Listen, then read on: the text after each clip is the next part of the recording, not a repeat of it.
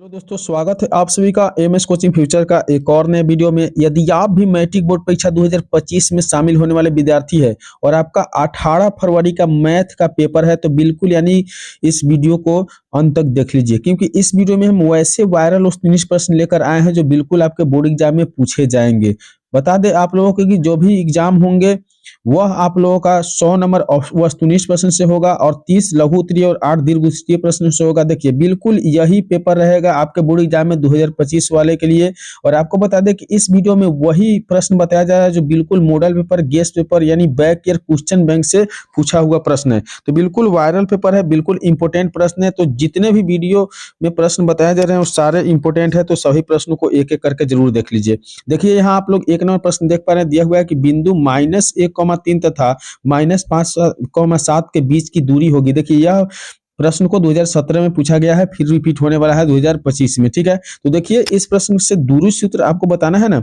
दूरी सूत्र के लिए आप लोग फॉर्मूला पढ़े हुए है कि √x1 - x2। तो x1 आपका 1 हो गया और x2 -5 हो गया। तो जब 1 में से -5 को घटाइएगा तो 1 में से -5 है तो +5 में हो जाएगा, क्योंकि माइनस फार्मूला में क्या रहता है, स्क्वायर कर देना है। ठीक है, उसके बाद में देख लीजिए प्लस में होता है y2 - y1 या y1 - y2 भी आप रख सकते हैं। तो y1 के मान कितना रखा हुआ है, 3 है, और आप y2 का मान देख रहे हैं माइनस में 7 है और इसका भी स्क्वायर कर दिया जाएगा। तो देखिए 5 में से 1 घटने के बाद 4 का स्क्वायर हो जाएगा और यहाँ प्लस 7 में से 3 घटने पर 4 के स्क्वायर हो जाएगा। अब देखिए 4 और 4 को स्क्वायर करेंगे तो 16 + 16 हो जाएगा और जोड़ने के बाद कितना आ गया, तो रूट के अंदर 32 आ गया। अब इसका वर्गमूल तोड़ेंगे तो 16 गुने 2 कर लेंगे, यानी 16 का वर्गमूल 4 और रूट के अंदर 2 हो जाएगा। तो 4√2 आप लोग देख रहे हैं कि ऑप्शन ए में दिया हुआ है 4√2, यही आपका बिल्कुल राइट उत्तर, सही उत्तर हो जाएगा।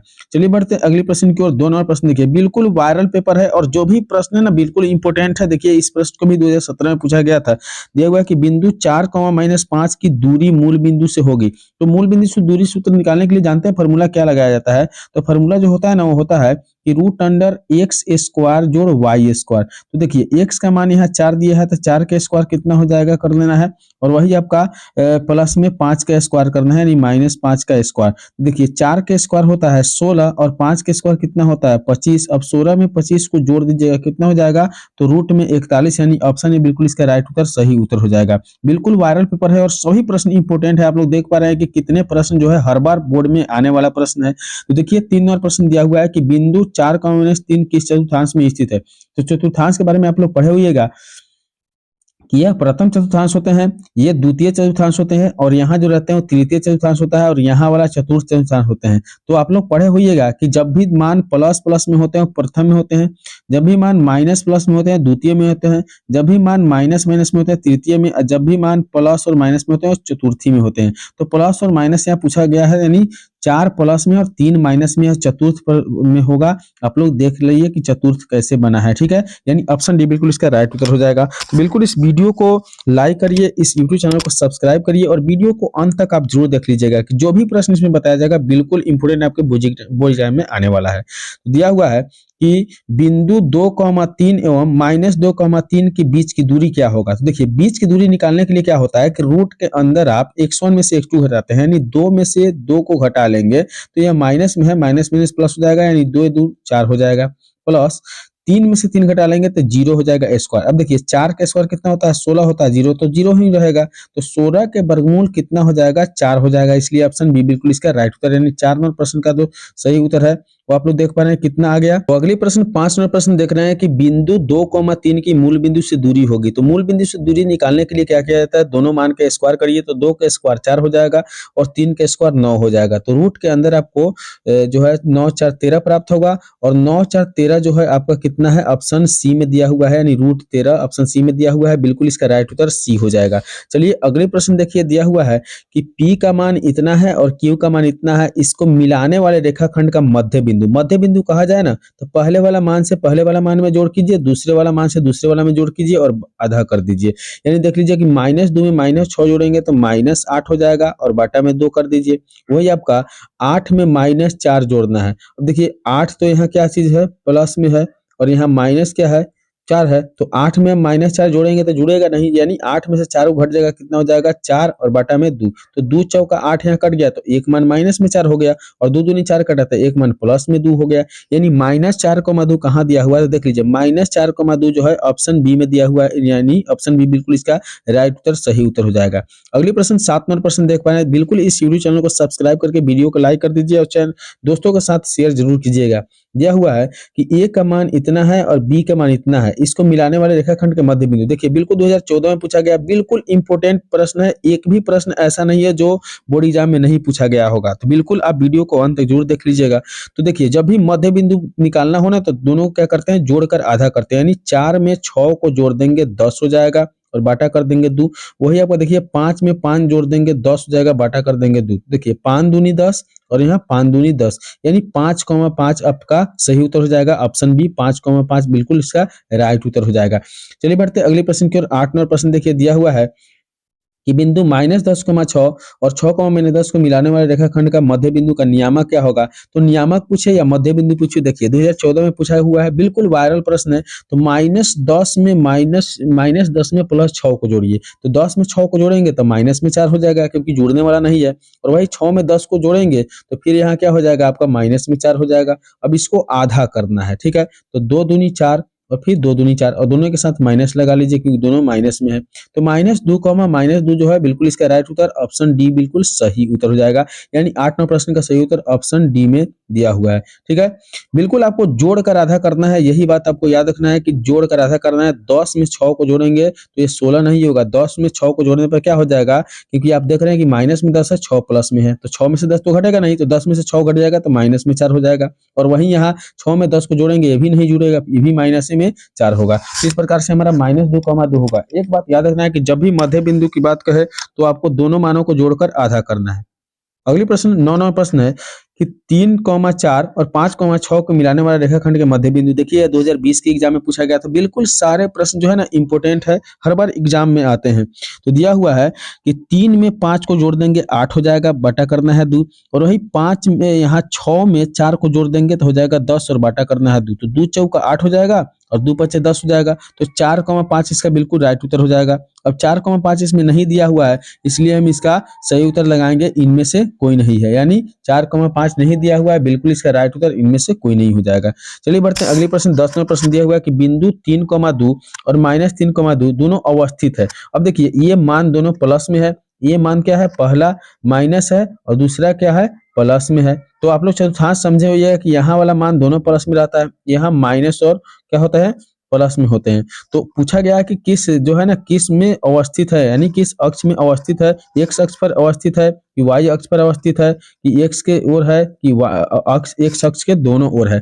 तो 10 नंबर प्रश्न का जो सही उत्तर हो जाएगा, याद रखना है कि एक्स अक्ष के एक ओर, एक्स अक्ष के एक ओर अवस्थित है, यानी ऊपर वाले भाग की ओर अवस्थित है, नीचे वाले भाग की ओर अवस्थित नहीं है, क्योंकि दोनों प्लस वाले हैं, जो भी प्रथम चतुर्थांश में है, और एक माइनस एक प्लस में वो द्वितीय चतुर्थांश में है। ठीक है, अगले प्रश्न देखिए, 11 नंबर प्रश्न दिया हुआ है, बिल्कुल इंपॉर्टेंट वीडियो होने वाला है। तो 11 नंबर प्रश्न है कि बिंदु इतना और इतना की बीच की दूरी हो। बीच की दूरी जब भी पूछा जाए तो रूट के अंदर कर दीजिए, पहले वाला मान से पहले वाला मान को घटाइए, यानी 1 में से 2 घटा लेंगे तो कितना हो जाएगा, माइनस में 1 का स्क्वायर हो गया, क्योंकि 1 में से 2 घटाएंगे तो घटेगा नहीं, तो 2 में से 1 घटा लेंगे तो -1 हो जाएगा।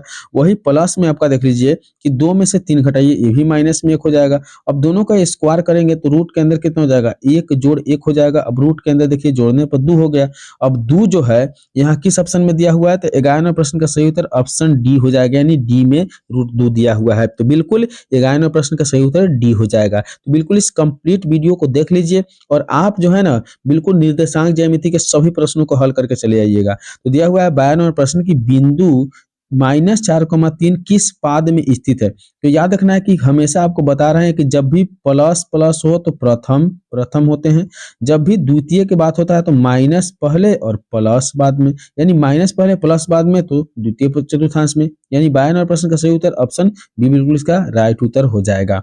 अगली प्रश्न देख पा रहे हैं, दिया हुआ है 13वें प्रश्न में कि किसी बिंदु एक्स अक्ष से दूरी उस बिंदु का क्या कहलाती है। तो एक्स अक्ष से दूरी उस बिंदु का क्या कहलाती है, तो कोटि कहलाती है। याद रखना है क्योंकि एक्स अक्ष जो होती है ना, और एक्स अक्ष पे y होती है दूरी, यानी y को हम कोटि और x को भुज कहते हैं, इसलिए y हमारा कोटि हो जाएगा। तो बिल्कुल इसका बी सही उत्तर हो जाएगा।